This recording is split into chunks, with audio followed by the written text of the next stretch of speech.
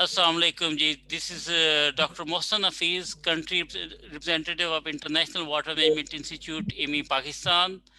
I want to warmly welcome everyone for this interesting webinar, which is where we're talking about the solar irrigation solar irrigation issues in Pakistan and what are the challenges faced for the solar irrigation. So this is a part of the webinar series for the solar irrigation resilience for the solar irrigation for agriculture resilience project, which is the regional project financed by the Swiss Development Corporation, and the project is being carried out in India, in Nepal, Bangladesh, and in Pakistan.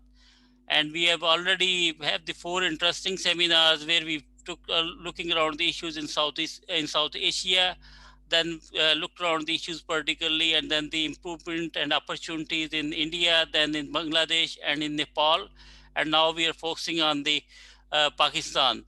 So the first thing is I want to inform everyone that this webinar will be recorded so that later on people will have the access on this recording, because many people have requested that they would like to have the access later on for recording. So we will be recording this webinar. So looking around in Pakistan, important is we need to look around what's happening in Pakistan. Pakistan National Water Policy, which was approved in 2018, that endorses that the importance of the irrigated agriculture for national economy, but also at the same time, it highlighting that the issues about the low water use efficiency, low productivity for the irrigated agriculture, which is the major challenges facing for the sector. And then when we are looking around within that sector, basically also this is important, we need to look around the groundwater, which is around meeting around 60% of the irrigation requirement in Indus Basin from groundwater. There are around more than 1.3 million tube wells have been installed in the Indus Basin. That's if we talk about, that's contributing around 83% of those tube wells which have been installed. Those are the diesel pump and which are installed at a shallow surface of 20 to 40 foot. And then typically they're the tube well, the way they have installed it and everything, there's a lot of challenges there, and then there is a lot of extraction is happening the groundwater, which makes those the groundwater extraction unsustainable and everything there. Typically, if you look around the year, the tube well are extracting around 55 million acre foot of the underground water for irrigation, which is 20% more than than that available from the canals. Solar irrigation, on one hand side, solar powered irrigation, it's a really good alternative from the diesel one, which is low cost, but also at the same time we need to look around that one. The cost issue, the initial cost is quite high, and then as well as the low discharges or the capacity is there. If we are comparing with the diesel pump, so we need to think about that one, and that led to that the high costs, initial cost, as well as the low discharge capacity has led to the major adoption problems in case of Pakistan. And then the farmers are not able to invest into the solar pump, but wherever the government has introduced many of the solar irrigation schemes, and that has typically those schemes are linked with the high efficiency irrigation system for that in some of the areas. One of the questions which is often faced by the water professional, and where we have often debate with the water professional, is there, if that the solar pumping will be promoted, will that be going for the continuous groundwater extraction, and that will be leading toward the depletion of the groundwater more faster than the current diesel way the pumps are used? Because for the once the pump are installed, then they may not have it, they are able to use the pump majority of the time during the daytime. Okay, so that the government, when they're looking around this the different schemes and different alternatives for that one, for the solar pumps equipped with the high efficiency irrigation system, we need to think about that one. Is that the right approach? And so today is the part of the 5th episode of the webinar. So we brought the distinguished experts from Pakistan who will be talking about that one, and then saying what are the best possible future solutions, course of action for Pakistan in its policy related to the solar-based irrigation system. So that's where we'll be talking, and then you will be able to hear a lot of interesting things from these experts who have spent their life in working on those issues. So we are not bringing that the academician, but also bringing the policy people, and as well as the expert from the all those sectors. So let me introduce you to my panelists, and I will be requesting to my panelists when I will be introducing it, please unmute and as well as turn on your video, and then so you reply back so that the audience will have the idea about who's the person whom they who's presenting. First, my panelist is Dr. Sardar Mohazzam, who's the managing director of the National Energy Efficiency and Conservation Authority. He holds PhD in public policy and specialized in the area of energy and environmental policy. Moazzam, if you talk about him, he's a energy expert who has worked across all the international development partners, whether if you talk about the ADB or the World Bank or the JICA or within UNDP. So he has done a very groundbreaking that the work, and also looking around that one, not only on the energy one, but looking around the energy water nexus for sustainable development, and contributed. That was a part of his PhD thesis. So he has been working in Pakistan and across the globe. And he's the MIT Climate Collab Fellow for the Energy Water Nexus. And I will be saying he's also not only that working with the ministries and everyone, but he's also working as an adjunct faculty member with Lahore University of Management Sciences, and he also worked with the National Defense University. So he's quite active in that area, and he has experienced more than 15 years professional experience and working on a multidisciplinary approach. So, Sardar Moazzam sir, welcome.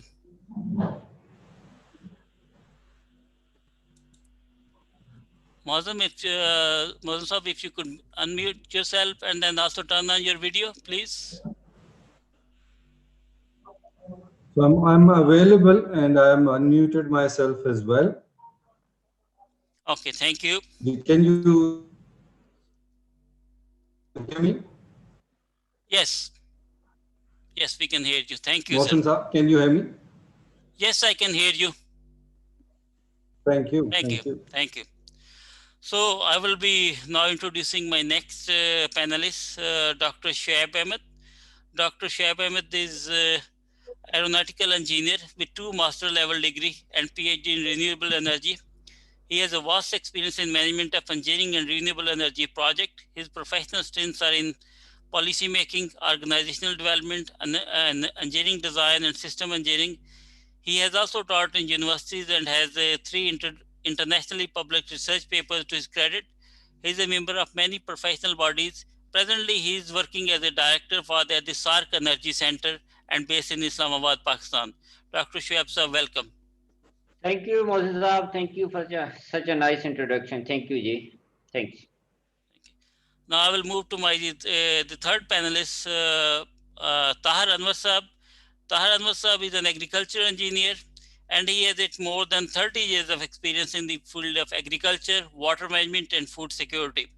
Presently, he is working as a National Project Coordinator and Director General of the Federal Water Management Cell of the Ministry of National Food Security and Research in Islamabad.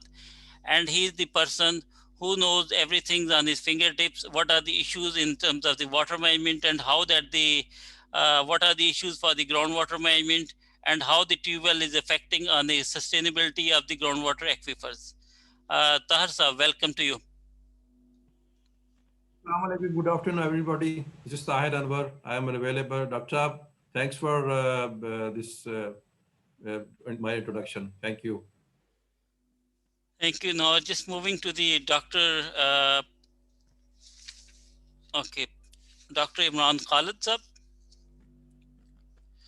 Dr. Imran Khalid Saab is Dr. Imran head the Environment and Climate Change Program at Sustainable Development Policy Institute, a think tank based in Islamabad, Pakistan. Dr. Imran's work is focusing on identifying institutional variabilities, institutional vulnerabilities, and analyzing the political economy of regions and communities most vulnerable to the environment degradation and climate change. Welcome, sir. Assalamu alaikum. Bahut shukriya, Mohsin. Thank you so much. So our last, the panelist is Sara, and give me a minute for that one.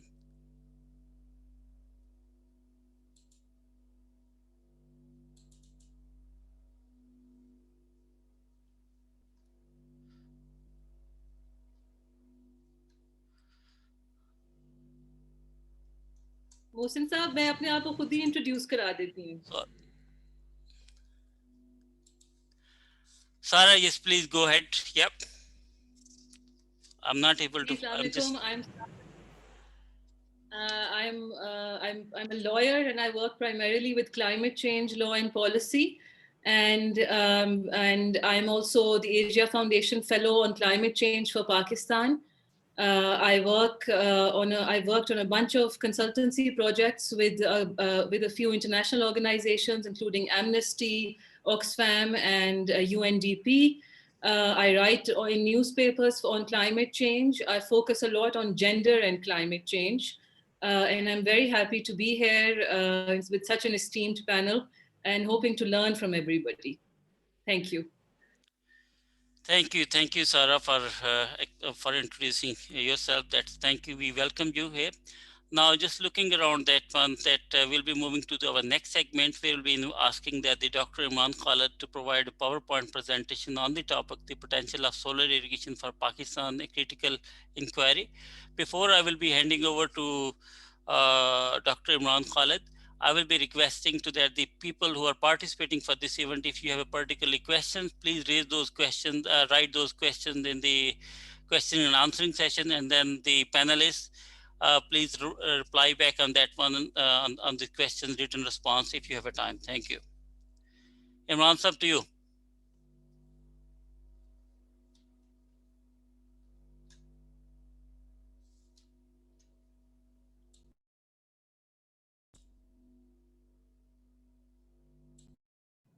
Imran, please unmute yourself.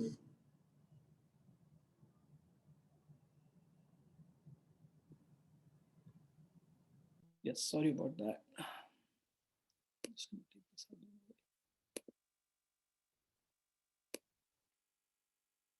Okay, thank you very much for the introduction, Mohsin Saab, and it's a pleasure to be here with the esteemed, other esteemed panelists, and I look forward to talking about this subject and learning from everyone during the discussions. So, if I may I'm just trying to get because I keep seeing myself over here, I'm just trying to get, as soon as I do that, it just shows back up on in the center of my slide. Anyways. You can go to view. You can go to view on top and change. There should be a little button called view on top. Yeah, so now I've gone to, yeah, I've hidden it. So now, so I'm fine. Thank you, Aditi, appreciate it. Yeah. So over the past few days, if you've joined this discussion, you've been hearing about irrigation, and you've been hearing about solar power across South Asia. The situation in Pakistan is not too dissimilar. And as I was looking at this issue, and as I was trying to develop a presentation for this meeting today, I realized that yes, energy is a part of it, and solar energy is definitely an important and integral part of the discussion that we're having. But I thought that I must go back to the basics, and that is talk about irrigation and talk about water, and in particular talk about groundwater, as Dr. Mohsin just mentioned. And so as I go through my slides, please keep that in mind, because everything we do when it comes to agriculture, when it comes to energy use, when it comes to food security, revolves around our use of water, the technical issues therein, the human dimensions therein, and the policy and governance related aspects. So that's the center of the discussion.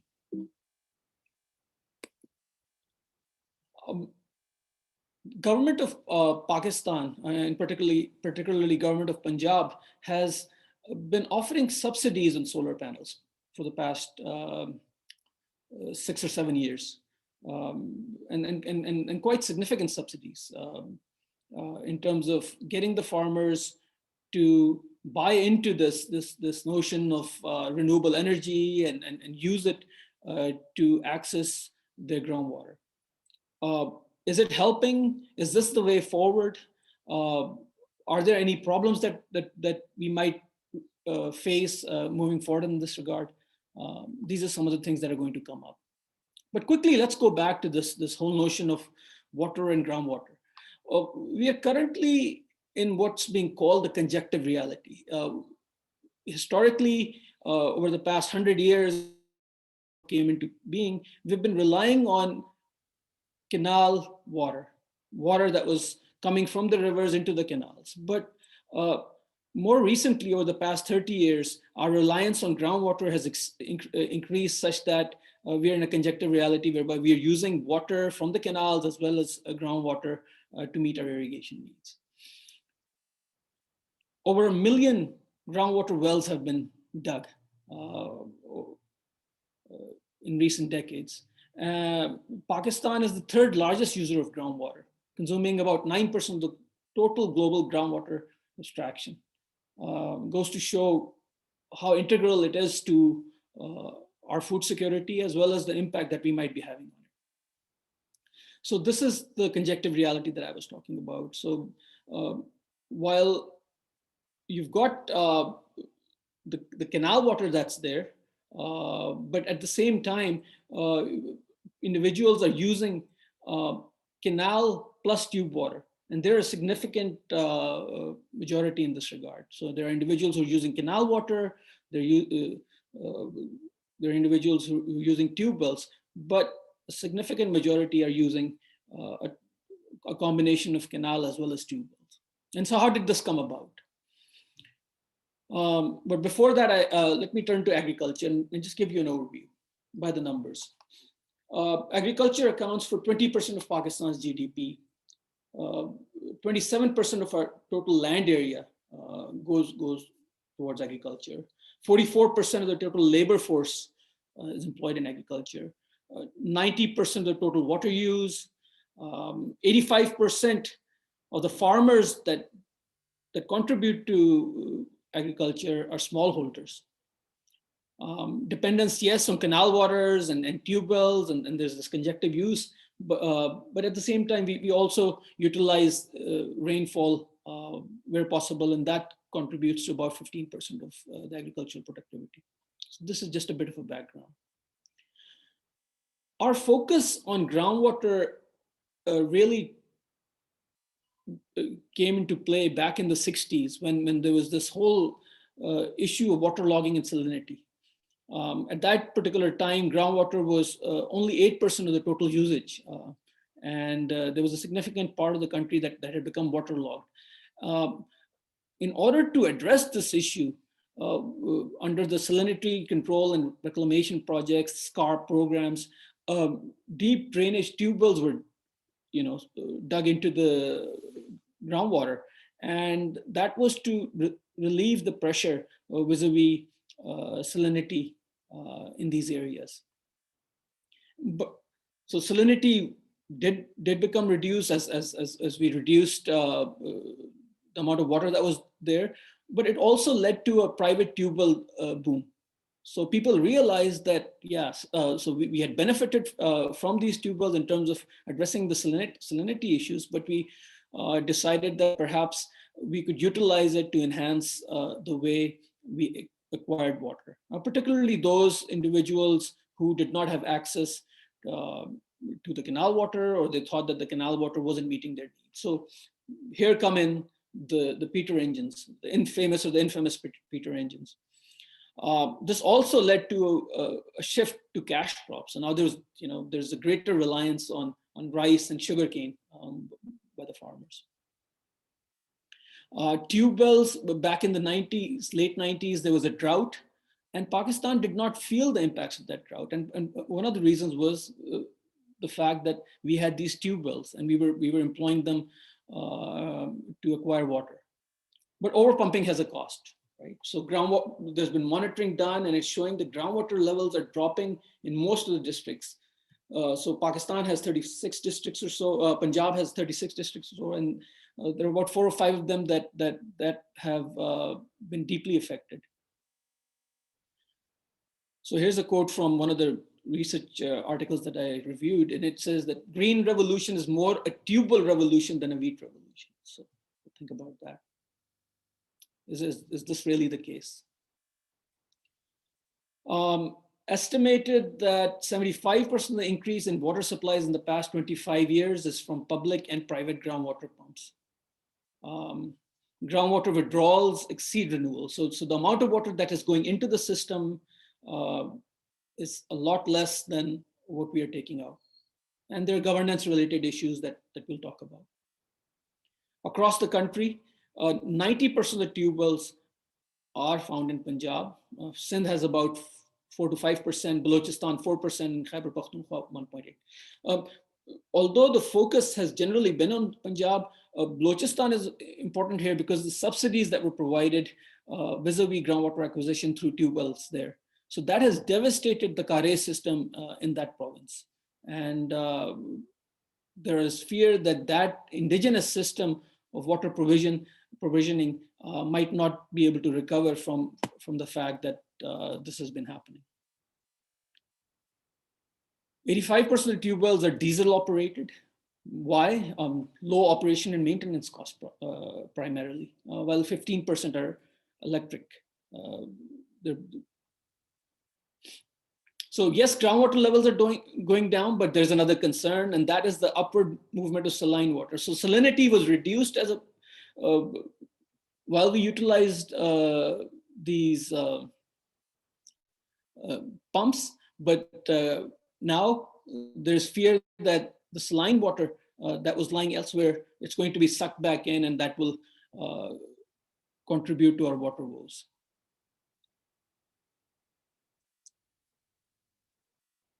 In 1989, 7% of all wells were deeper than 50 meters.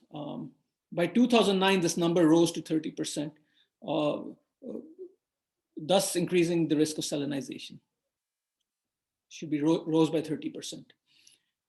When we talk about the increase in cultivated area since the 60s, we can definitely see a trend whereby there has been significant expansion vis-a-vis wheat, but also a bit of an increase when it comes to rice and sugarcane, primarily due to our utilization of groundwater. But when it comes to the productivity, we see that sugarcane productivity has really gone up, as you can see in this graph.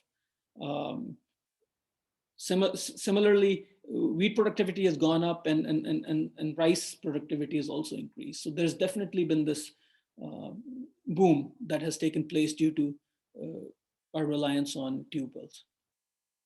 So despite intense groundwater use, agriculture productivity remains low.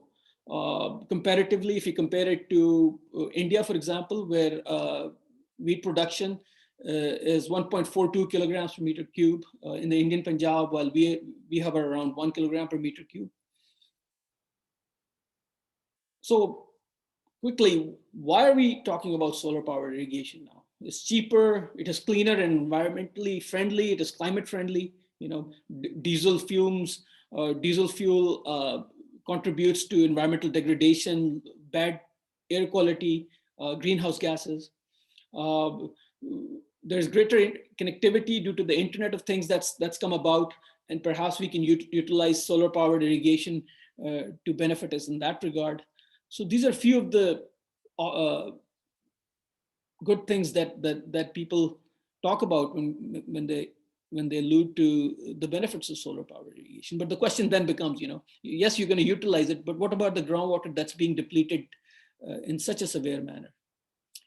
I'll quickly give you an example of, highlight an example of a farm that I visited. And this is a farm that is being run by a progressive farmer near Lahore.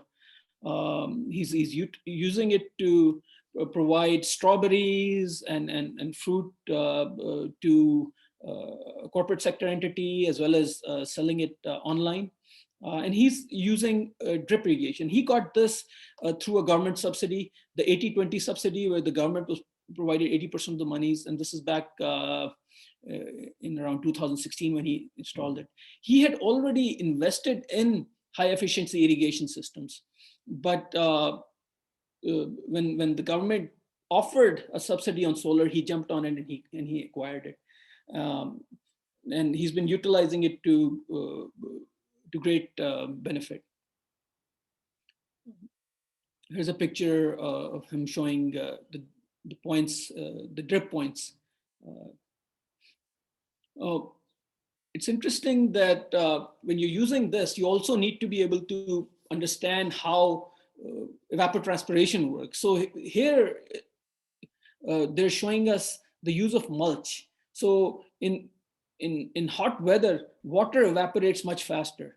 So yes, they've got a high efficiency irrigation system installed here, but how to protect against quick evaporation of that water that's coming in. So they're using mulch and protecting the water from evaporating in that fashion. Here's a picture of the orchard that they've grown. So what he said to me was that the solar power plant and the high efficiency irrigation system was operated approximately 310 days a year. But there comes a time when there's smog in the Punjab, and it's quite horrible. It's quite, you can't even see anything. So that's when he's not operating the plant. But if the smog wasn't there, the functioning of the plants, the solar power plant would be, could pretty much be throughout the year. Smog is also of interest here because if you're using diesel fuel pumps, they contribute to it as well. So that's another thing. So if you turn to solar, perhaps one can perceive that there would be cleaner air quality here. One issue that he did talk about was that lack of connectivity from the grid. So what happens is when you're generating more power than you need to run your power, your tube well, what do you do with the excess power? You would ideally like to sell it back to the grid through net metering, but the government at this time does not have any plans in this regard. So he'll have to build, invest in certain amount of infrastructure to get to a point whereby the government is able to buy back the energy from him. And this is going to be a major concern as we move forward when it comes to the use of solar. The risk factors that are there: over irrigation, expanding land area under irrigation, growing higher value but often more water intensive crops, selling water to the neighbors. So yes, you've got a solar power tube well, and if somebody wants it, people are going to come and ask you for it, and you might even try and benefit from that. So how do we account for this? The prospect of higher returns per hectare will encourage some farmers to expand planted areas or switch to higher value, more intensive water intensive crops. This is a concern. And I'm just coming to my last couple of slides. I understand that we are limited by time. These are key issues vis-a-vis water governance in Pakistan. And I think these issues are also the key issues when it comes to solar energy and groundwater use. So data availability and data sharing where it's available, that's missing. We haven't done a water accounting of the system in such a way whereby we can talk about water in an effective manner.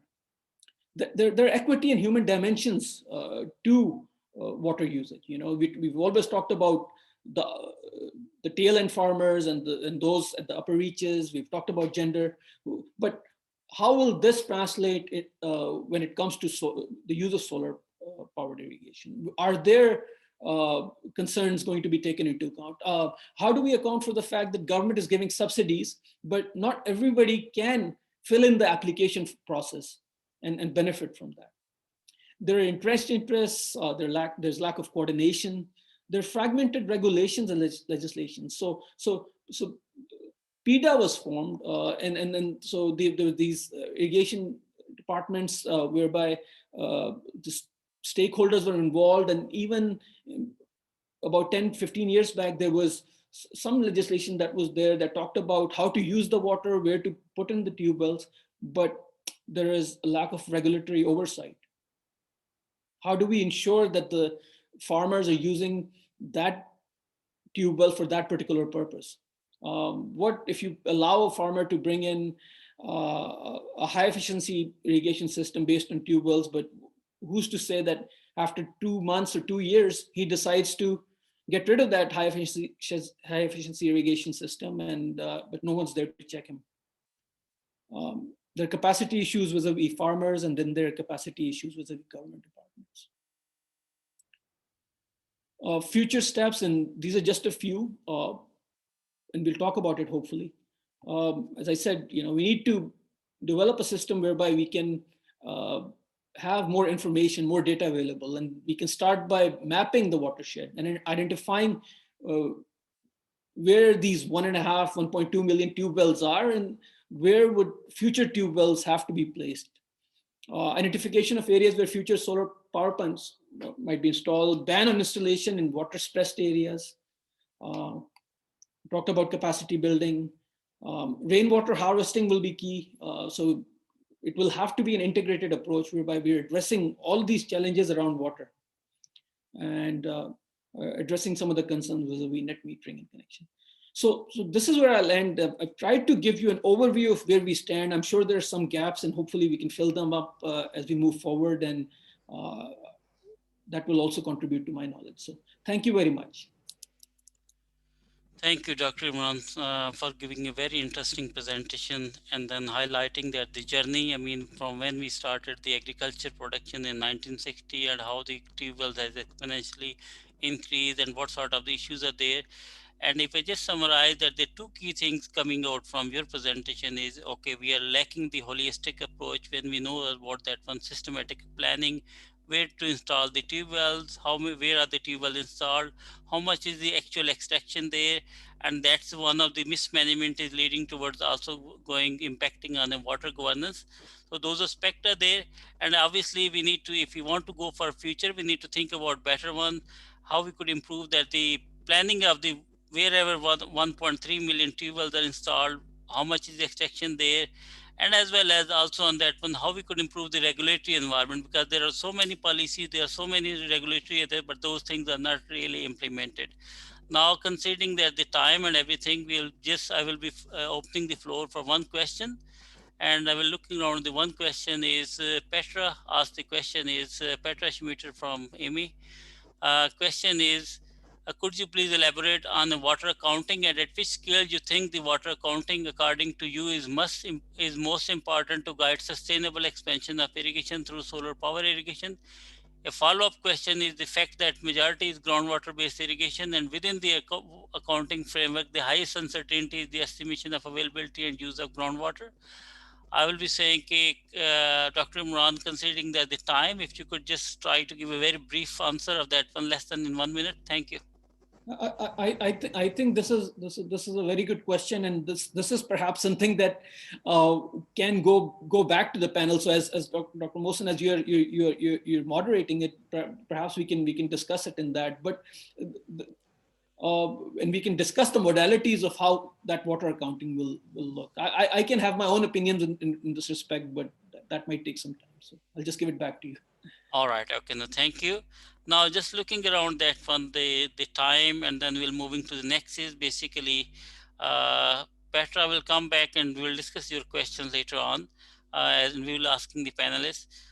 Then the important is the opinion poll question that there are basically we ask a question: do you think that the government of Pakistan should promote solar irrigation pumps to replace the existing diesel and electric pumps? There are choices. You need to choose only one, either yes or no or I don't know. And we are asking that opinion from all the participant, audience, the panelists, and then the presenter. Could you please select on that one the option which you think is the best based on your knowledge? And here is that the poll appears.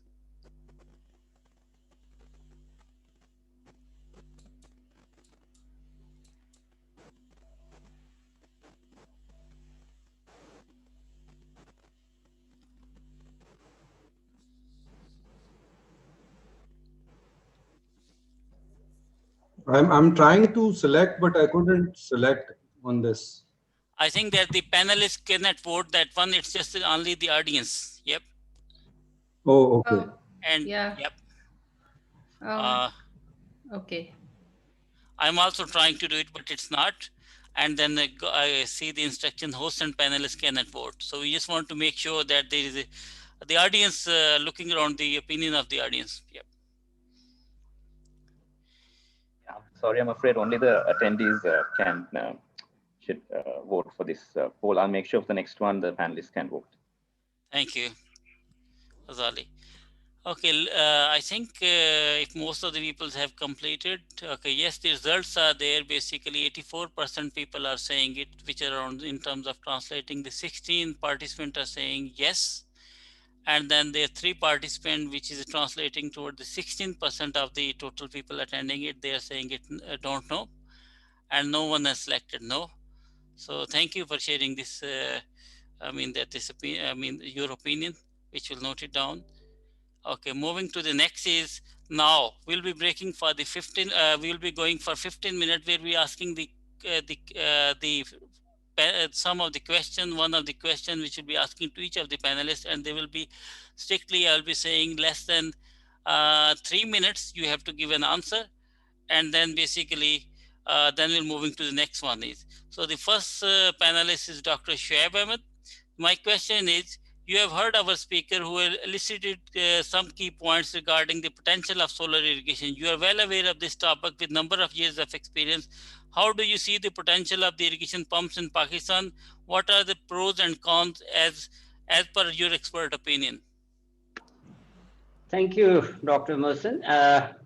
Well, yes, had I been allowed to vote, I would have been towards the solar irrigation. Yes, it's good for the agriculture, it's good for the environment.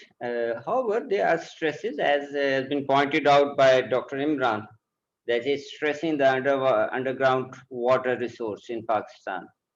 So, of course, there is a need to find out some solutions to it. One of them I already mentioned that let's have a net metering for those, at least for those tube wells which are operating on the grid electricity. Now net metering is allowed throughout the country. In most of the discos is being implemented. People are using it. So I think it should be easier to do it for the tube wells as well. Technically, there is no hitch into it. Other options can be if we could provide some household or daily use equipment which can be operated on electricity produced by the solar panels.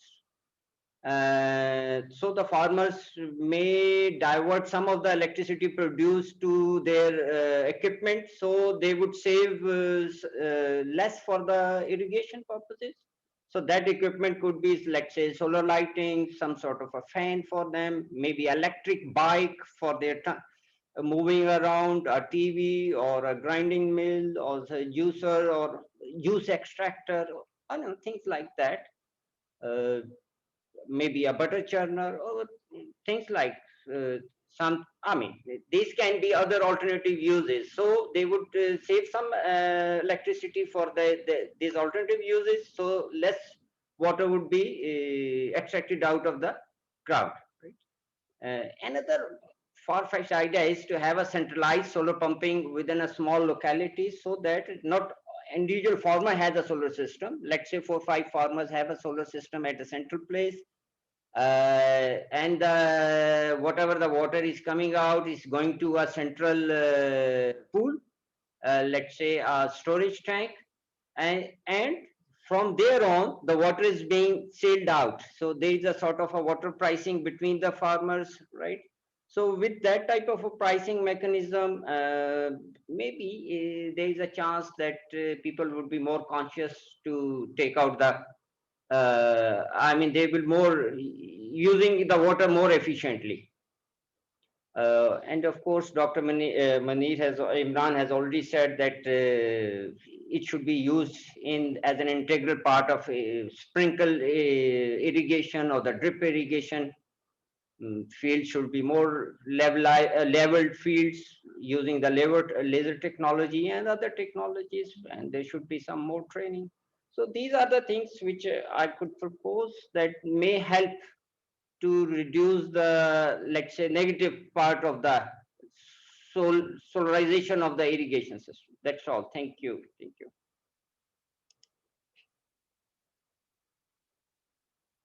I'm just muted. Thanks for highlighting that the issues and then sharing your expert opinion. Yes, I mean, you have touched on the right point that if there is solar irrigation could be promoted, and then how that could be saving on basically the additional energy could be used for the domestic different, I mean, the items, and then this promoting the solar ultimately. But you also touch base on the water pricing, which is a very sensitive mechanism. I mean, we don't have any mechanism. There is nothing mentioned on the water pricing, and we don't have any starting point. But we'll come back on the water pricing issue and that one. That's the right approach to me for future. Just moving to the Sara Hayat. I mean, just the other panelists. Thanks, Shoaib sir. Sara, the same question is to you. For you are well aware of this topic with number of years of experience. How do you see the potential of solar pumps in Pakistan? What are the pros and cons as part of your as per your expert opinion? Thank you for the question. But if I was to vote in that survey today, I would probably have voted no, actually. Not because solar doesn't have a future in Pakistan, most definitely does, but because I think it's a little premature to be thinking that our farmers, especially small scale farmers, are ready for solar means of irrigation. Technically, per the University of Agriculture, Faisalabad, our tube wells are using about 4,000 megawatts of electricity from the national grid. So, and Pakistan has about 300 days of sunshine a year. So, solar should be our go-to sort of mechanism for irrigation. But the ground reality is, and I say this because I worked with at a grassroots level and seen a lot of farmers also in the process, that farmers just don't have the technical know-how to operate solar-based irrigation methods. And apart from them not knowing it, these irrigation methods require upkeep, they require maintenance, which again requires technical knowledge. Our farmers don't have that. And not just our farmers, if let's say a solar based tube well collapses somewhere during the harvest period, or while you are sowing the crop, the average technical person within that region, within a small rural area, doesn't know how to work solar panels. So that tube well will actually not serve any purpose at all. Then on top of that, as has been identified, if you have ready access to water, the farmers will repetitively utilize it. They will waste water in this process. So we don't know how much of it will be, how much water will actually end up saving. And then another point that I feel very strongly about, that solar panels, their placement is critical. And if you place them on the ground in fields in rural areas, you have livestock that can harm them, and you have children and inquisitive adolescents and teenagers who will want to come and definitely pester around and like do whatever they can to solar panels in our rural regions. And lastly, I do want to stress on this point that apart from small scale farmers, large scale farmers who can actually afford solar panels give a lot of their land, agricultural land, on theka, or they lease it out, for those who don't know what theka is. So when you are leasing it out, no lessee who doesn't have any assurity for how long they're going to be utilizing that piece of land will actually go ahead and invest in solar means of irrigation on that, because they don't know whether next year they will be whether they'll have the lease for the next year or the next 5 years, and it makes no sense for them to invest like this on leased out land. Thank you, Sarah. I mean, for just challenging the sharing the other way around the thoughts that there's no solar irrigation. And I think you have touched on some of the harsh realities which is happening in our part of the world, even for these diesel pumps. It's just the local mystery or the technician without any technical knowledge, they're installing a solar pump. It's just a bit more complicated. And then we don't have the manpower or the people are trained, and that's touching base on the issue which was raised by Dr. Imran, that the capacity of the farmers and all sort of things they're there. And then you also touch about the issues on the long farmer, that the progressive farmers for the large land holding, and what are the sort of issues. Thank you very much for sharing your opinion. Now moving to the next is Dr. Sardar Mohazzam. Sir, the same question is to you. How do you see the potential of solar irrigation pumps in Pakistan? What are pros and cons as part of your expert opinion? And it just only you have a less than 3 minutes. Thank you. Thank Sardar you, Dr. Mohazzam, sir. Mohsin. I think, can you hear me now?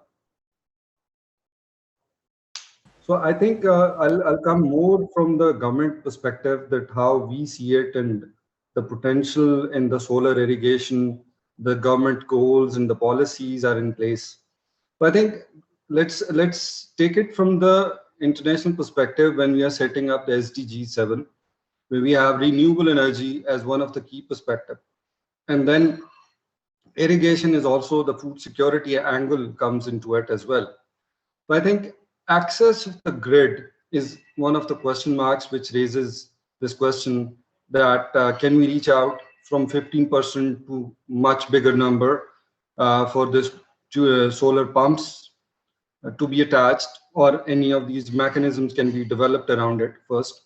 Second, I think the tariff which we are offering for the agriculture sector and the otherwise, the tariff increment increases is also raising question marks that how effectively we can develop our systems around it. So I think there are these challenges which we somehow foresee that this will definitely affect the food security of the country. So addressing these challenges will definitely ask for some of the solutions, and solar irrigation pumps, that seems like a very good solution in that regard. I've also heard a lot of people saying that groundwater depletion, and that's the challenge on one side. But at the same time, I've seen this issue that if you have a grid-tied solar pump, that restricts the groundwater timing to 8 hours, because that's the sunshine you have available. So if you have the tube wells connected to the grid or with the diesel pumps, there is no time bound, activities.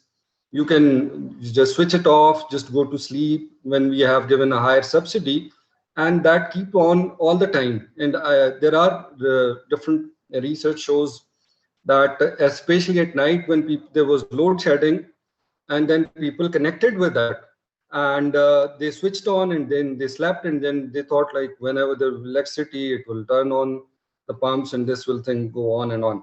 So I think this is one of the important aspects. Second, I think why I'm in favor of solar irrigation pump and seeing the potential, I think from the past history, even before partition, one aspect was very important, that there was aspects of protective irrigation and productive irrigation.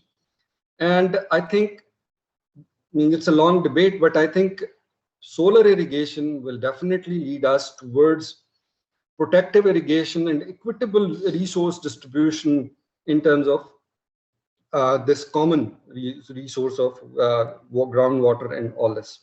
So I think there are a number of these aspects which are important, and we always take the case of Punjab, but at the same time, the issues, the kind of circular debt and the kind of groundwater depletion and the food security in the areas such as Balochistan, I think that also needs a higher sort of priority and understanding. So I think government in this regard is also taking steps. And recently there has been a high level discussion, and I think solar irrigation pump is something at a priority for Balochistan.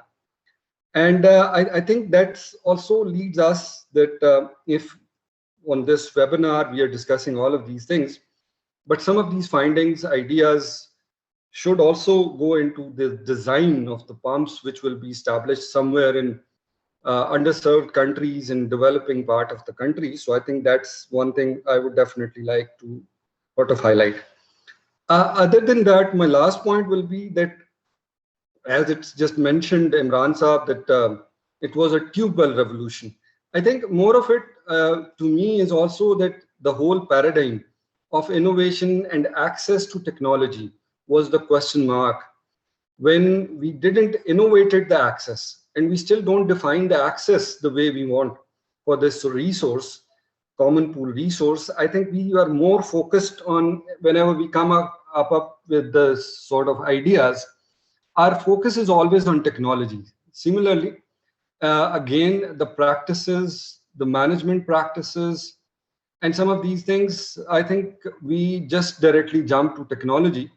And I think, again, we are doing the same thing, that without understanding like what are the best practices and how they can effectively help us, that can also help or support in terms of this whole process.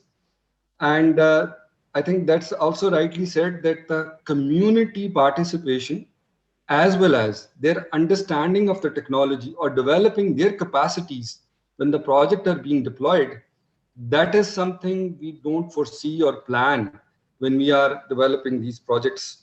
So that definitely at the end of the day couldn't lead us to a successful demonstration, and that leads us to failure of some of these projects. So I think that's all what I have from my side. Thank you very much. Thank you, Dr. Sardar Mohazzam, for highlighting that from the global, the linking with the SDG 7, and then talking about the access to the grid, which is one of the problem, and then how that will be linking with the agriculture sector, and then talking about that the looking around the bigger picture there, that what's happening in the context of Balochistan, linking with the circular debt, and what are the government priorities, how we could achieve the food security, and what are the really some of the complex issues are there, and how the solar irrigation could be promoted and have a bit more reliability and all sort of thing. Thank you very much for sharing those one. And important finding from that one is the capacity of the local community, which was raised by Sara and which was again raised by the Dr. Imran. Now moving to that, the next is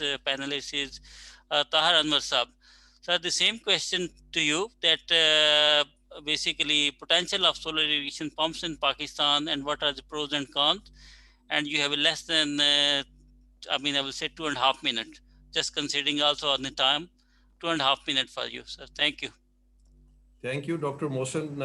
First of all, I will say I've been given a chance. I would have voted for no at this point in time, because we are not prepared for going the solarization of the diesel pumps altogether.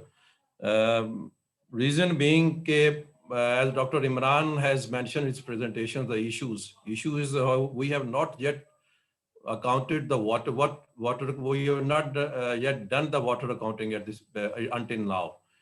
We don't know how much the surface water is available. We are relying on the figures which has been moving from the horse mouths, and not specific data is available with regard to the surface water and the water resources, other water resources, underground water resources we do have. And I think, Dr. Mohsin, you are smiling. I see your smile on your face. I think you must be recalling the meeting with your Secretary in National Food Security and Research. He has also raised a similar question on that one. Secondly, I would take this, I would dwell this on this subject quite differently. I'm putting a question to myself is why we are putting pressure on the groundwater. It means that we are inefficiently utilizing the water resource, surface water resources that are available with us.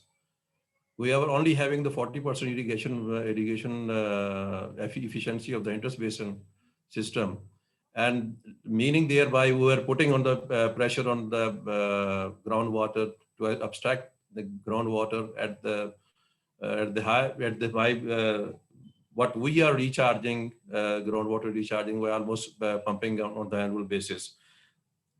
To my understanding, we have to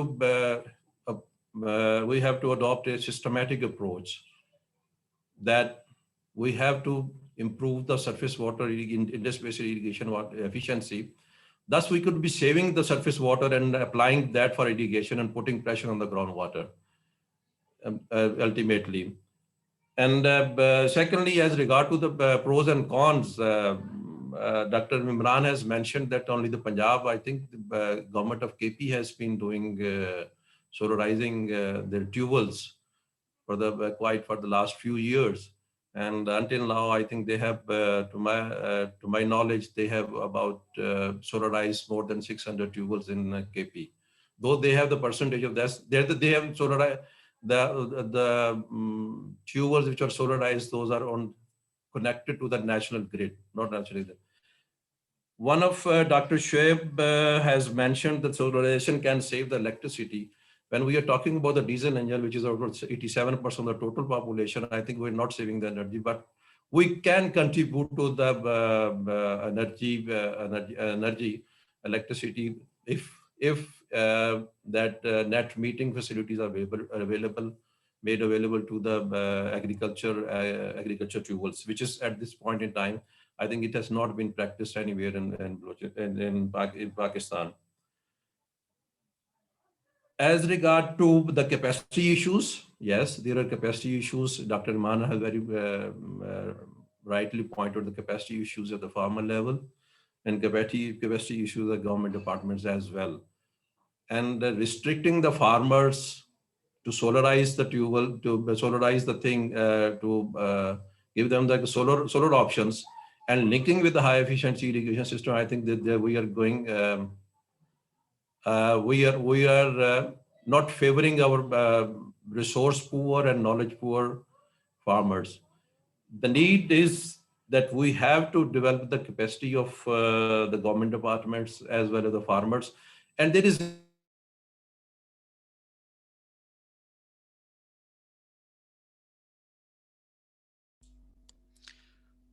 Tahir, we can't hear you. I think maybe that the call is on the internet stability. So let's move on to the next our panelist, the speaker, Dr. Imran Khalid. To you, the same question. What do you think? You have already given the answer. I mean, you have elaborated more in detail, but maybe very brief answer on that one because we're behind the schedule. Yeah, so I'll just take 30 seconds or so. So if I were to answer it at this particular time, I would say no to the question that was asked in general. Yes, I've got a good understanding of it, but yeah, and perhaps this is a way for some communities, but given the ecosystem in Pakistan when it comes to the use of water as well as the governance structures, I think perhaps this is not the right time. And if I may, just quickly, I'll finish up Tahir Saab and then we can go to you. If I were to step back, and I would suggest to everyone that we step back when we're looking at on this issue. And if you're talking about water, let's talk about water in general. So we say about 90% of our water goes towards agriculture. I mean, the global average is around 70%. A lot of that water is being used for sugarcane. A lot of that water is being used for rice. Yes, there are cash crops, but are they necessary for our food security? Are they necessary for our well-being? Given the climate crisis, given the issues vis-a-vis water stress that Pakistan is facing, perhaps we need to rethink the way we manage our water. Our cities have greater requirements for water now, and we cannot continue to use the water in the same way that we have been. So I was just stepping back here. Thank you. Thank you very much, I have sir. lots of connection. Now I'm audible? Yes, sir. Sir, Tahir Saab, just a very less than a minute, please. We are just behind the schedule. Yes, go ahead, sir. Okay, thank you. So I think we need to have a very informed decision process. At this point in time, we lack the data, how much the solarization would impact the groundwater resources if we solarize the 87% of the, go for the solarization of 80% of the diesel fuels. How much would that impact the already threatening the groundwater aquifers? I think we have until now at the policy level and the different meetings which I have been there, whenever talk about the solarization of the fuels, the first question came from the policymakers and the people who are the helm of affairs, that how would it be impacting the water resources, groundwater resources very severely, which has already been threatened. So we don't have any answer to that. I think the study, which regional study with the Pakistan component had put in the place that to include to determine the impact of the solarization on the groundwater. And we at the government of Pakistan, Ministry of National Food Security has been also been in the process of to carry out a feasibility study on this to how, if we solarize, how would that impact or impact the groundwater aquifers. So In Dr. Imran, I have heard the few last words from the Dr. Imran. I fully agree to that one, that given the resources, we have to go for the water counting and then budgeting, and budget according to the climate change conditions. What crops are required? I fully agree that we have to done away. We have to done away with gradually from the rice and the rice and sugarcane plantation. We can move to the high value crops. This is the precious water. If we want to use the groundwater, this is precious water, and that has to be linked with the high value crops. Thank you. Thank you, sir. Tahir Sahab. Just to wrap, just to recapture some of the points, Tahir Sahab and then the Imran Sahab, they mentioned about that one is common. Basically, that the water counting and then the information about how much water is available and very important. And the crops which are growing into the region, that some of the crops are consuming high amount of water, and but the area is not suitable. So we need to think about that one, improving the value of water and important, and capacity issues are the fundamental, and everything is that need to be considered. Thank you very much for all the panelists for sharing your the inputs, and then which is highly, that good. So out of the five, three panelists have said no, and then the two have said yes. So I think that's a kind of the which we want to hear your expert opinion. Now moving to the next round, where I'll be asking each panelist the one particular question: how exactly their center or the institute from which they belong, they are playing a role. So I will be giving a 3 minute to each of the person, starting with Dr. Shoaib Sahab to you. How do you see SARC Energy Center play a role to help bringing the best practices, policy interventions from other regional countries to Pakistan? How can government and private sector collaborate in this initiative? Sir, 3 minutes to you. Well, thank you, Dr. Mohsin. Well, I think SARC Energy Center can play a very practical and very important role into it, because starting from we have an in-house expertise on the solar and to some extent solar irrigation also. Then we have, being an international organization, we have the linkages to many other professional organizations. So we could select the best practices around the world and can bring that knowledge to for this region. Likewise, being a regional organization, so for all South Asian countries, we are not taken as an alien organization like maybe people may take World Bank or the Asian Development Bank, because whatever our decisions or whatever we do, this already approved by all the South Asian nations. So we get far more larger cooperation from the line ministries and other professionals in the region. Then we already have our systems in which we train people. So if there is any specific training related to this topic, we'll be more than welcome. Would like to participate. We'll help you in designing that training. We'll help you in conducting that training. We also carry out research studies. So of course, if we are tasked with this, we'll be happy to do that as well. We have a good strength in that. We have our knowledge sharing and the data and information sharing through websites, our data portal that can also be used for this purpose. We already have the policy documents data bank on our website, right? So we could also include this type of policy documents in that. On our website, we could have, relevant links placed on our website for this. We could have, as for example, solar installation data on our website. It's already there. People can use that. We can have a solar pumping calculator for the training and for the use of farmers and others. We could arrange visits to other countries like Nepal or maybe India to Pakistan, because we have that privilege for doing that. So there are many, I think we can play a good role into it. So we are open for it, and I'll be eager to listen from other panelists if there are any requirements, and we'll do that. Thank you. Thank you.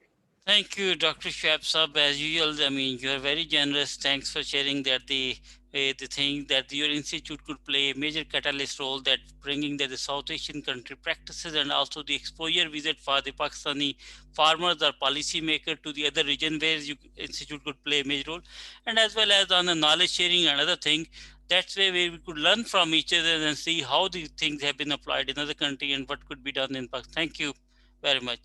Now I'm moving to the next is Sara, to you.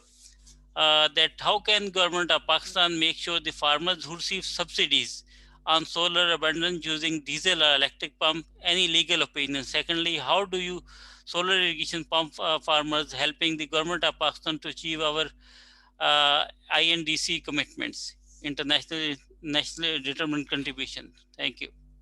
Thank you for the questions. Well, firstly, I'd like to say that the enforcing subsidies or giving subsidies and their success really isn't a legal matter. It's more of a social problem that Pakistan faces. Agriculture, though, is a provincial subject in Pakistan post the 18th Amendment to the Constitution, which means that for the benefit of our attendees, that each province has the prerogative to make its own agricultural policies and so on and so forth. It's not federal. So technically, if any province wants to give a subsidy, then they have to be the one to enforce it and make sure it's a success.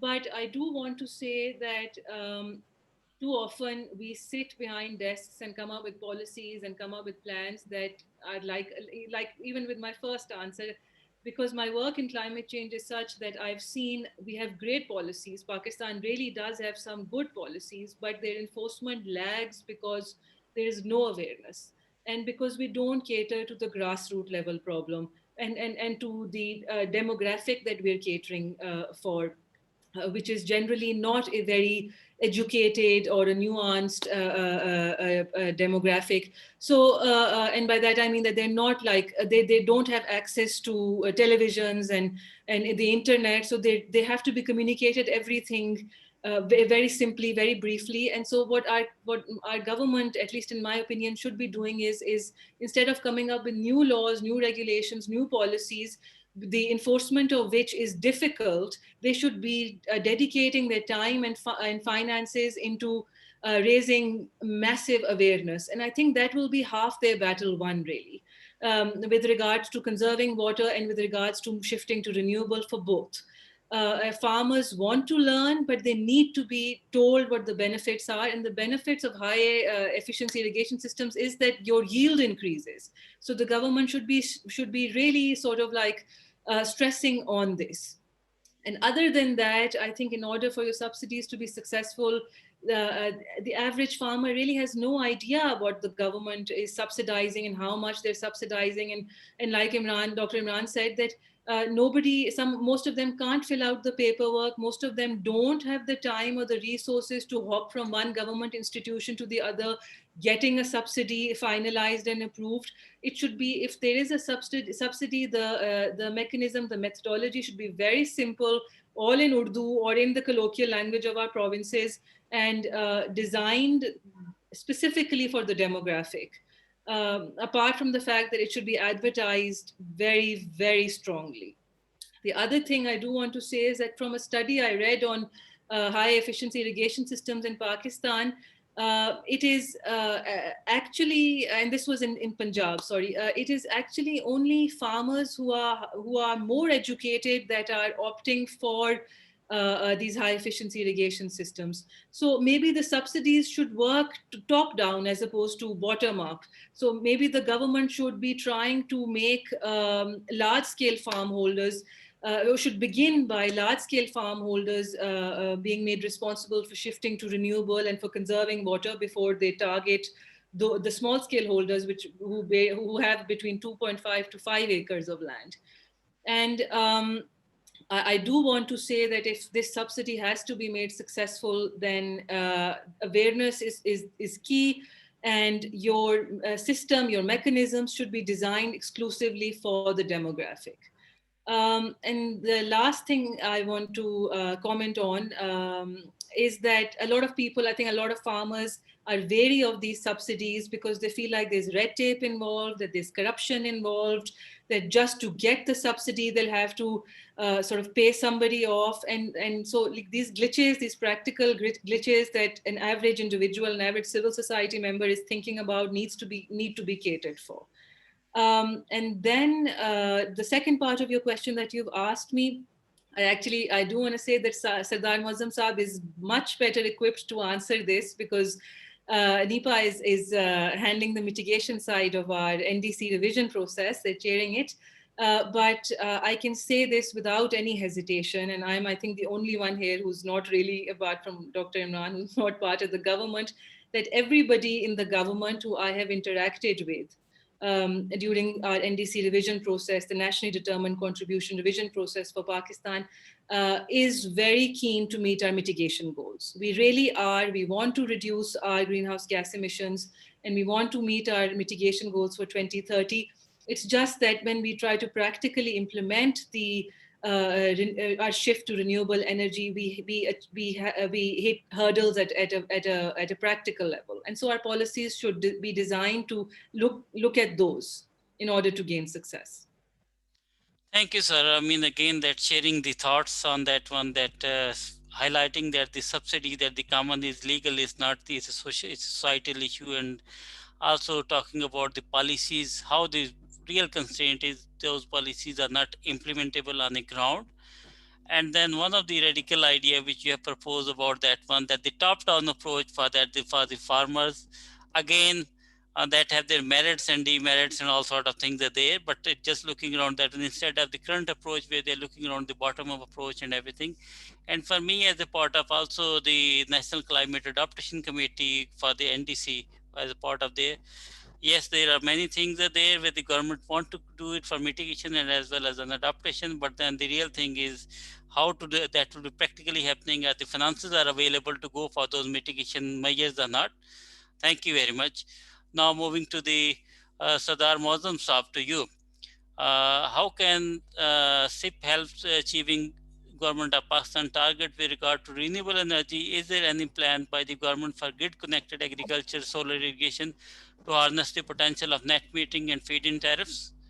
Sir, you have 3 minutes. Thank you.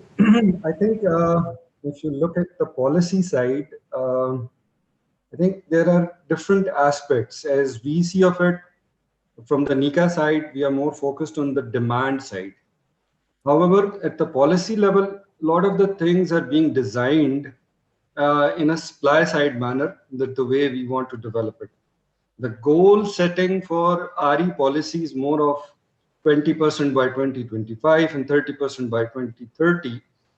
But a lot of these technologies and options are being discussed. Solar is one of them, and being part of it. I think this gives us the sense that there is a very clear thought, and the energy mix is being sort of deliberately shifted towards renewable energy. So I think that's one side of it. Second, I think it's important to understand that who has the mandate for it in the government. So the irrigation is provincial mandate, one.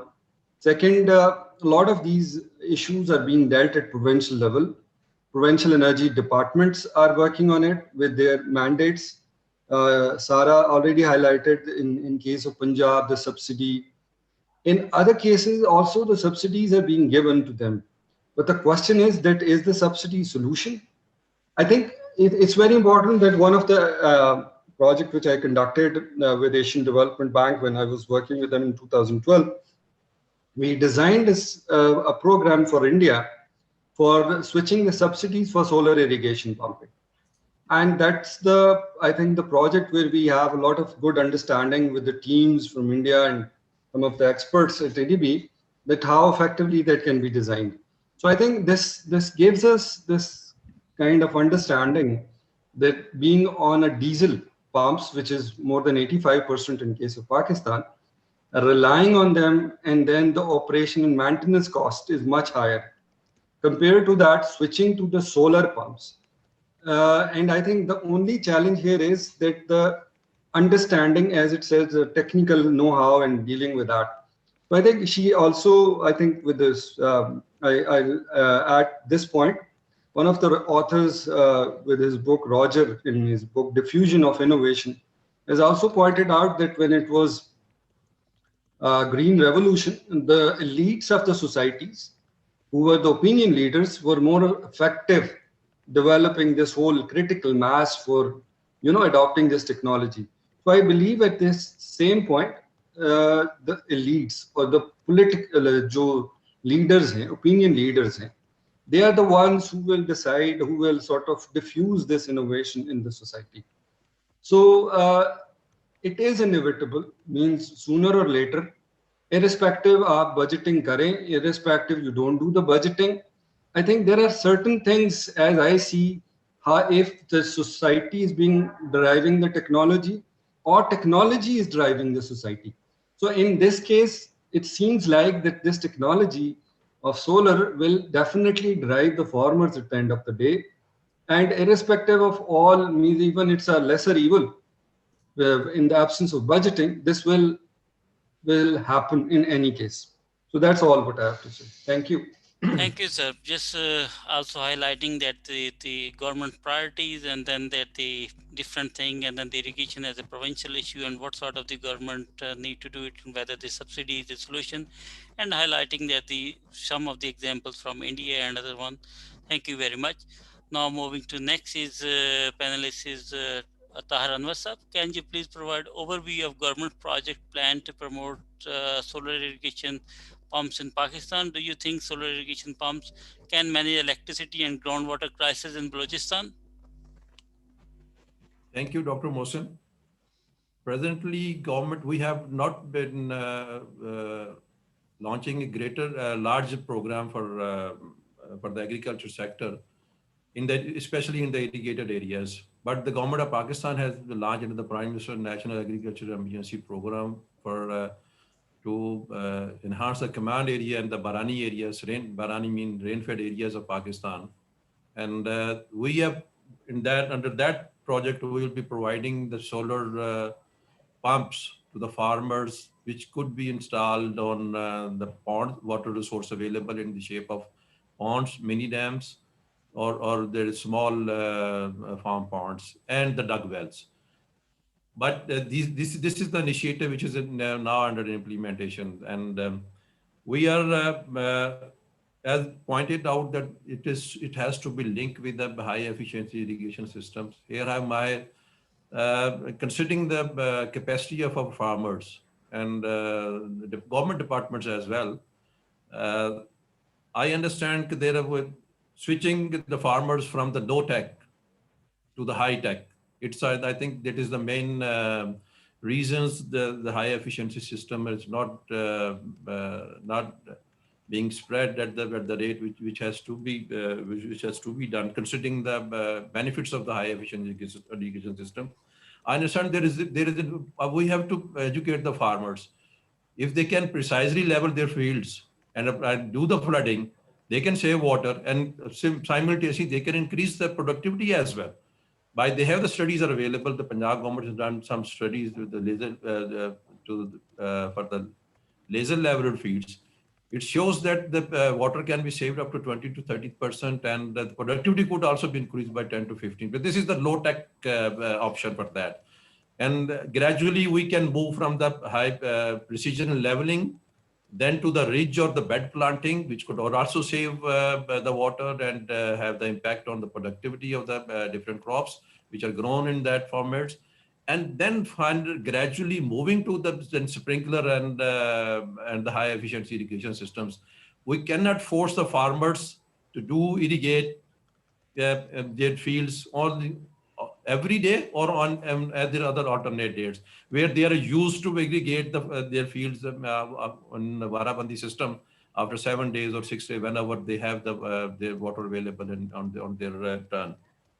So we do, but government of Pakistan, as I said earlier, to your earlier question, that we are proposing a study to the government of Pakistan before going for the solarization of the tube wells at the larger scale. Let's have a feasibility study done, though, which could be determined on the evidence-based data could be available to the policymakers who could decide that what what are the pros and cons of the solarizing the agriculture pumps, whether it's diesel or it's electric as well. As regard to the subsidy, just to add few points, the government of Pakistan is providing to the 58 billion rupees annual subsidy to the electric pumps to the farmers who are operating, who are connected to the national grid. And in case of Balochistan, it's another about rupees 22 to 25 billion annually, which is government are providing is the subsidy to the electric tubes, which is a legitimate agriculture connections, which they have reported by the Koita Electric Supply Company. This is around 30,000, but reportedly there are more than 40,000 tubes, electric tubes, which have connected to the grid. So there is, I think, while solarizing the electric tubes and the government could done away in a manner, would done away the subsidy they are providing to the grid connected agriculture tubes. As regards Balochistan is concerned, at this point in time, I think we are not in a position, I'm not in a position to comment on that. How could that will be impacting the solar, because we don't have solar impacting the groundwater abstraction, which is already at the alarming rate, and it has been wherever the tubes have been available, especially in the Koita and the Pashin area. Electric tubes, they have been being subsidized heavily, and as a resultantly, the water table has gone to 300 feet to about more than 1,200 feet in different areas, especially in Balochistan. And in this, I'm talking about from the agriculture point of view. Similarly, when you talk about the municipal water and the water supplies to the for the human consumption, I think that is the reason that should be, it has to be very critical to look into the things that first to determine the impact of the solarization on the groundwater aquifers. So thereafter only we can be in a position to suggest on the evidence, research-based, evidence-based data, we can suggest that we need how could that be solarized. And as regard Balochistan is concerned, I think that we have been, government has been trying for the last few years to gradually convert in different phases these electric tubes to the solar tubes. But it is very difficult how the farmers could switch from the electric tubes to the solar tubes, and whether they will be in a position to disconnect from the national grid, or what the Dr. Mohazam has said, they have how could they utilize their energy, which where it is not available, they are not be using that solar energy to the national grid. So it has a very, at this point in time, it's very critical to answer precisely what policy measure has to be there. There is a need, I think, to look around, to do some feasibility studies, as we are suggesting to the government, to determine, to have the informed decisions on the evidence-based data. Thank you. Thank you, sir. Again, as we discussed with the secretary, again highlighting that there is a need, a fundamental need is evidence-based information. And second is the capacity building of the farmers, are raising the awareness to them, how they could adopt the high-tech technology, and that will be the real benefit if we want to achieve that one. Thank you, sir, again. Moving to the next is Dr. Imran. Do you think we have enough evidence-based research to support our policy to promote SIP in Pakistan? What is your suggestion for the government of Pakistan in existing decision space? Sir, you have again 3 minutes. Yes, but no, thank you. I think this has been discussed before, and this has come up. I mean, I think at this time we are lacking in terms of evidence-based decision making. So one generation of evidence, that's the first thing that we need to do, and then obviously make decision based on that. So just because there is evidence available somewhere does not mean that it's impacting a policy or resulting in an enhanced policy in Pakistan's case. And then there are various reasons for that. But I would, again, at the risk of repeating other colleagues and what's been said earlier, we really need to go back to the ground level, right? So we need to think about decentralized decision making. Obviously, 18th Amendment does that vis-a-vis the provinces, but we really need to go down to the local level. and start talking to the community, start talking to the individuals, right? A person who's in Dera Ghazi Khan will have different needs vis-a-vis water versus somebody who's further upstream, right? And then similarly, somebody who's in Badin or Thatta, for example, will have different needs in this regard. And that's what we need to address. So when we talk about policies, we should not be thinking about Pakistan from a single lens. And then for that, we'll have to go back down to the ground level and utilize the resources that we have. So academia is really important here, right? So we've got a number of universities. Let's talk to them, have them go at the ground level and look at the technical aspects. So when it comes to water accounting, so not only are we talking about numbers, but also human perceptions. So we know for a fact that in India, for example, in Rajasthan, there has been a lot of emphasis on groundwater pumping as well as solar pumping, but they've been able to find loopholes. So yes, even though the government has had plans to ensure that there is an efficient way of getting the water out and ensuring that people are not overusing it, it has equity issues related to it. There are concerns that some of the individuals might be benefiting more than others. So not only should we be focusing on what's happening here, but also learning from the experiences of others around us. And when we can have that collective approach, an integrated approach, we can really come to a consensus vis-a-vis our future decision making in this respect. Thank you so much. Thank you, Imran. So just highlighting that one, the localized approach, that the decision need to be decentralized, and then the important is whatever the evidence base such is, that's not staying in the bookshelf, but how that could be used in policy implementation and decision making and everything is there, and how we could, as a society, how we could learn developing a more systematic approach for making the informed decisions. So that's what the other thing which we need to look around. Now, looking around the time and everything, we need to conclude in 3 minutes time. And looking around the questions, I think that there is a one other, there are two about the groundwater and then the water accounting. We shall come back in a minute, but then one is other question is asked by Aditi is about the grid connected solar pumps. Can it provide option for farmers to sell electricity back to the grid and pump less groundwater? Is there an appetite for trying it? Maybe just considering that the expertise of, Dr. Mohazam, and then the linking whatever his current work, Mohazam Saab, if you have a quick response on this question. I think maybe Aditi is highlighting this point of solar pumps being connected to, or what we call feed-in tariff or net metering, I guess. Yes, yes, so, yes. I think is already, Shoaib Saab already mentioned about the option for net metering is being available.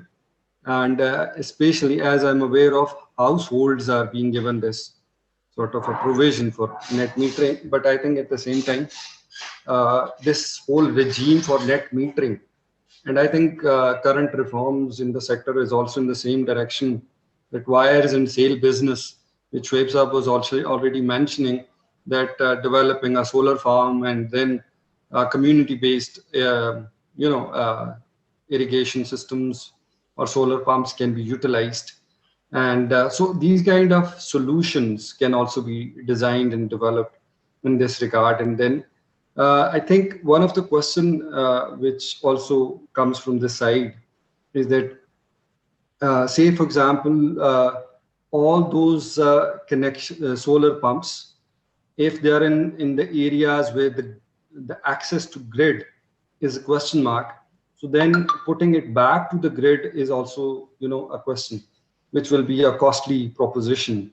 So I think in that case, microgrid or mini grids is one of the solutions where the societies or the communities on their own can come up with some of these different designs, which can definitely help them not only, for irrigation, but also for their household or domestic use for electricity.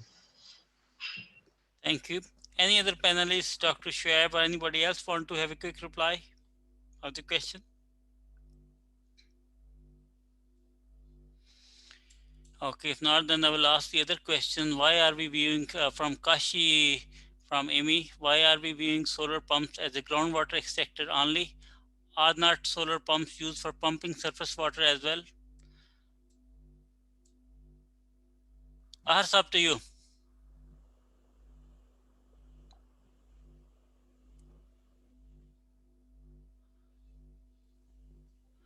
Tahir Ahmed Sab, did you hear my question? You please repeat. Why are we, there is a question from Kashi, why are we viewing solar pumps as a groundwater extractor only? Are not solar pumps used for pumping surface water as well? Well, surface water, I don't know. I don't understand that we need the surface solar pumping system for the surface water.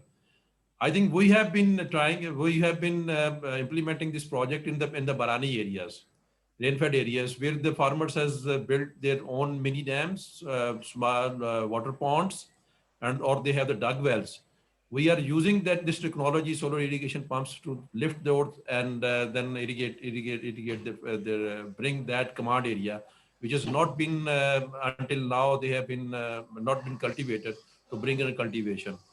And with regard to the surface water in the irrigated areas, I don't think there is a need, because our surface water is already beyond the design on the gravity flow mechanism. So there is, I don't think there is a need to that. Then, however, the rainfed areas, which is constituting about the 20% of the total area of the Pakistan, which has and we are now mainly focusing on that areas to exploit harness the potential which it has not due to the non-availability of the not connectivity with the national grid, and they are using on the solar pumps as and when required.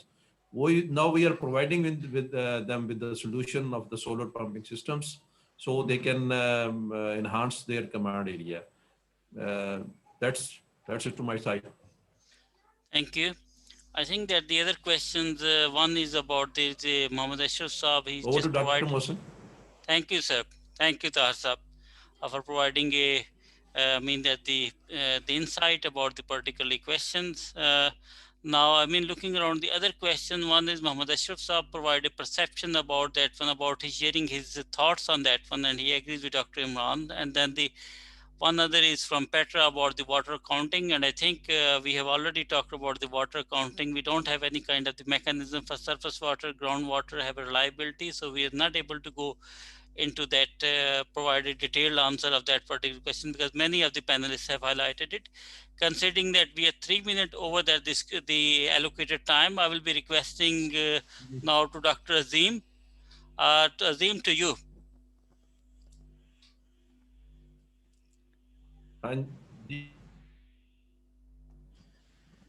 Yeah, thank you very much, Dr. Mohsin. I think before I talk, we have another poll question that has to run. So I would request Razi to please display that question. So the question is, based on the conversation today, do you think it helped to improve your knowledge on the subject topic?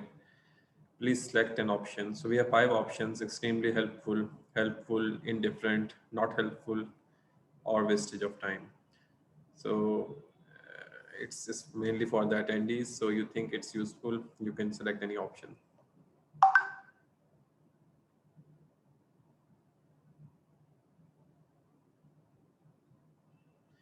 And again, before I start concluding this session, I would request all the panelists to please turn on your videos. We would like to take one picture.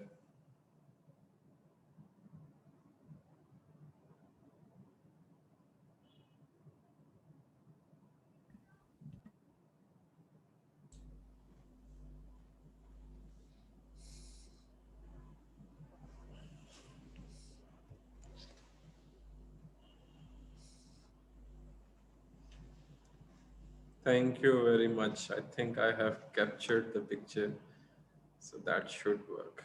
Yeah. So we have the poll answers as well. Majority, 84% people have thought or basically regarded this discussion as very helpful, and 12% extremely helpful. 4% thought it's not helpful. So altogether, I think we have been able to improve the knowledge on the subject topic. So that's very encouraging. We have one webinar still left that would be held tomorrow on the topic of groundwater.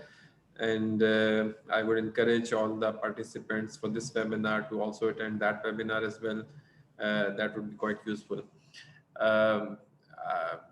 Just summarizing the discussion today, I think it's been very insightful for me personally. I have been leading this chapter of the Pakistan component of solar project, and the views expressed here and the knowledge provided would certainly help us to align our thinking more towards what is needed and what should be done in the next 3 to 4 years we have in the project. I thank all the panelists, starting from Dr. Imran, particularly taking time to prepare the presentation, and I think it was very useful. It provided a very good context of the discussion that we have had today. Dr. Shoaib, always pleasure to have you on the panel and talking to you. It's been very, very helpful. Dr. Mohazam, a special thanks to you as well. You are very busy and took out time to participate in this discussion. Tahir Saab has not been well, but he promised and he joined the panel. So special thank you to you, Tahir Saab. Sara, very happy to have you on this panel, and your point of view and discussion was really, sort of enlightening for us. So all the attendees who have raised questions and who have been listening silently, many thanks to you people as well. And we would be sort of running similar programs in future as well. So we would like to have your participation in those as well. So that's pretty much it from my side. Thank you all for joining us today, and I conclude this session. Thank you very much.